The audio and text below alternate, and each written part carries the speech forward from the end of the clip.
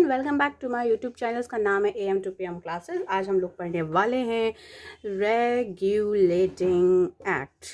ठीक है, regulating act के बारे में आज हम लोग पढ़ने वाले हैं। तो आप इसे एक मॉडर्न हिस्ट्री का भी चैप्टर समझ सकते हैं, इसे पॉलिटी का भी आप फर्स्ट चैप्टर भी समझ सकते हैं। तो चलिए फिर वीडियो को शुरू करते हैं और जानते हैं कि रेगुलेटिंग एक्ट कब, क्यों और किसने किसके लिए बनाया था।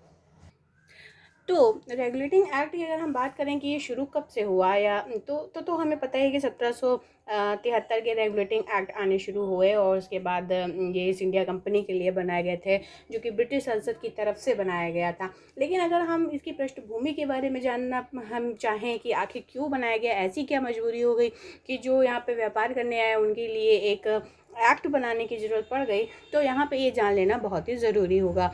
तो मैं आपको बता देना चाहूँगी यहाँ पर इसके थोड़े से बैकग्राउंड के बारे में। ठीक है, तो हम जानते हैं कि 1600 में जो कि ईस्ट इंडिया कंपनी के नाम से विख्यात थी, वो भारत आई व्यापार करने के लिए। यहाँ पर वो धीरे धीरे व्यापार करते रहे और जैसे जैसे उनका थोड़ा समय बीता गया तो उनको यहाँ के राजाओं के बारे में भी, जो यहाँ पर शासन कर रहे थे, उनके बारे में भी पता चला और वो धीरे धीरे यहाँ पर फूट डालो और राजनीति करो की नीति को अपनाने लगे।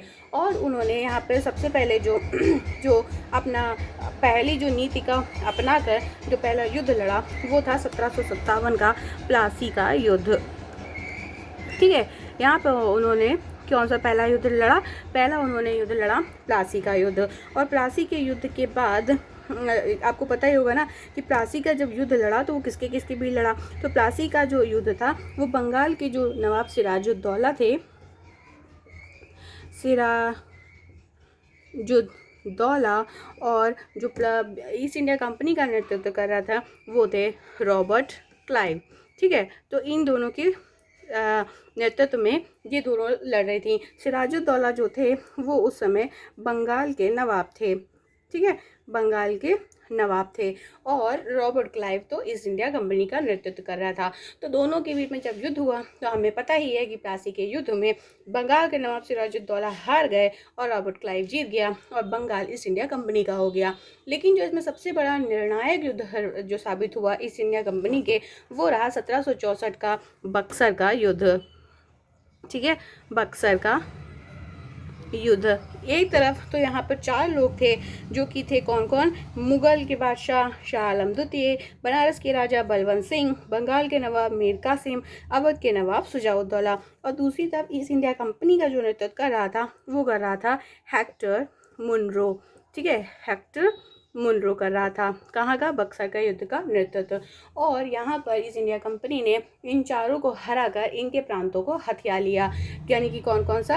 यानी कि पश्चिम बंगाल, बिहार, झारखंड, उड़ीसा, अवध, इनको हथियाया, जीत लिया और दीवानी और राजस्व अपने अधिकार कर लिया। तो यानी यहाँ से एक जो व्यापारी आए थे वो व्यापार करते करते शासन ही भारत पर करने लगे।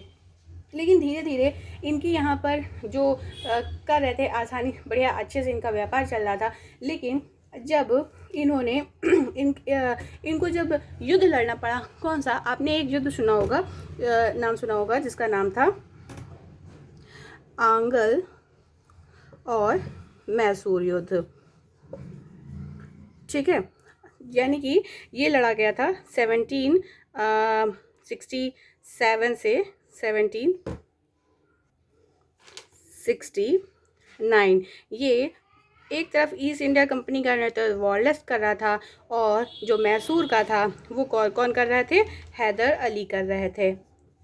ठीक है, तो यहाँ पर क्या हो गया कि 2 साल इन्होंने ये युद्ध लड़ा और यहाँ पर इस युद्ध का कोई भी निर्णय नहीं निकल पाया। जब युद्ध कोई लड़ती है सेना तो उस पर बहुत खर्चा भी होता है, तो इनका यहाँ पर दिवाला निकल गया। दूसरा, कंपनी के जो कर्मचारी थे उनके ऊपर भ्रष्टाचार का भी आरोप लग रहा था, जिसकी वजह से भी कंपनी के जो कर्मचारी थे वो बहुत सारा रुपया दबा दबा कर बैठ रहे थे। तीसरा, सबसे बड़ा एक और कारण था कि भारत से जो ये ईस्ट इंडिया कंपनी थी वो चाय ले जाकर अमेरिका में बेचा करती थी।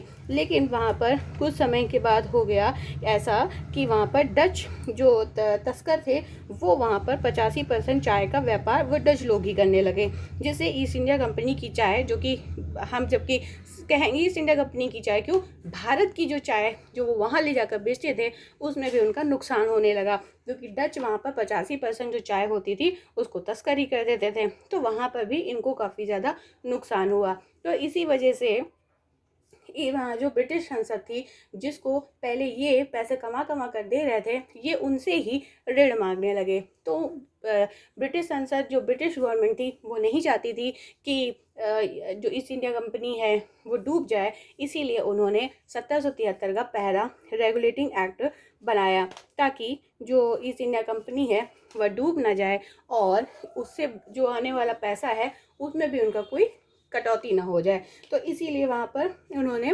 1773 का रेगुलेटिंग एक्ट को बनाया। तो ये था इसके कुछ बैकग्राउंड। अब हम जान लेंगे कि 1773 में ऐसे कौन कौन से पॉइंट थे जो हमारे एग्ज़ाम्स के लिए काफ़ी ज़्यादा इम्पॉर्टेंट हैं।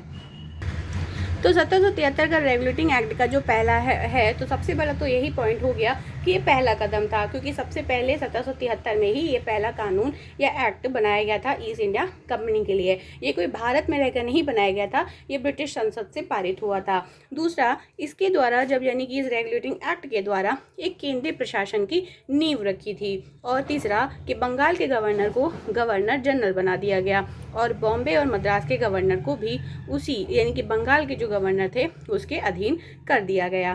पहला गवर्नर यहाँ पे आप जान लीजिए, वैसे सभी को पता ही होगा, पर फिर भी जान लेना ज़रूरी है क्योंकि पॉइंट में है। तो पहला जो गवर्नर जनरल था वो थे Lord Warren Hastings. Lord Warren Hastings, ठीक है। तो ये थे पहले गवर्नर जनरल, ठीक है। दूसरा यहाँ पर हुआ कि कलकत्ता प्रेसिडेंसी में एक सरकार स्थापित की जिसमें गवर्नर जनरल और उसके परिषद के 4 सदस्य थे, यानी कि एक गवर्नर जनरल था और उस गवर्नर के 4 सदस्य भी होते थे, ठीक है। अगर कहे कि कहाँ पे स्थापित किया गया था ये, तो कलकत्ता प्रेसिडेंसी में ही किया गया था, क्योंकि बंगाल या कलकत्ता के गवर्नर को ही गवर्नर जनरल बनाया गया था, बॉम्बे मद्रास को भी उसी के अधीन कर दिया गया था। इसीलिए कलकत्ता प्रेसिडेंसी में सरकार और गवर्नर जनरल के परिषद सदस्य भी वहीं पर स्थापित कर दिए गए। फिर सबसे बड़ा पॉइंट जो आता है इसमें कि सुप्रीम कोर्ट की स्थापना। तो सुप्रीम कोर्ट की स्थापना कब हुई, कहाँ हुई, ये याद रखिए। तो सुप्रीम कोर्ट की स्थापना कब हुई, तो 1774 में हुई, 1774 में हुई। और कहाँ हुई, तो बंगाल में हुई। किस एक्ट के तहत हुई, तो 1773 के रेगुलेटिंग एक्ट के तहत हुई। फिर कंपनी को भारत में अपनी क्षेत्रीय संपत्ति बनाए रखने की अनुमति दी गई, लेकिन कंपनी की गतिविधियों कामकाज को विनियमित करने की भी इसमें मांग कर दी गई। और सबसे बड़ा तो ये कह दिया गया कि कंपनी के जो कर्मचारी हैं उनको कोई निजी व्यापार और भारतीयों से किसी भी तरह का उपहार, ठीक है, चाहे भाई उपहार से लेना देना है कि यानी किसी तरह का कोई घूस लेना, वो उसके ऊपर प्रतिबंध कर दिया गया। ब्रिटिश सरकार का बोर्ड ऑफ डायरेक्टर्स के जरिए अब कंपनी पर यहाँ 1773 के रेगुलेटिंग एक्ट के तहत अधिकार हो गया, यानी अभी तक जो स्वतंत्र रूप से कार्य कर रहे थे वो अब ब्रिटिश सरकार के जरिए यहाँ पर शासन करेंगे, और वो किसके तहत, बोर्ड ऑफ डायरेक्टर के तहत करेंगे। तो ये 1773 के रेगुलेटिंग एक्ट के कुछ इम्पॉर्टेंट पॉइंट्स हैं। अगले जो हम वीडियो में इसके आगे के रेगुलेटिंग एक्ट जानेंगे और फिर उसके ऊपर भी उन पॉइंट्स पर भी डिस्कशन करेंगे। आज के लिए इतना ही। Thank you very much.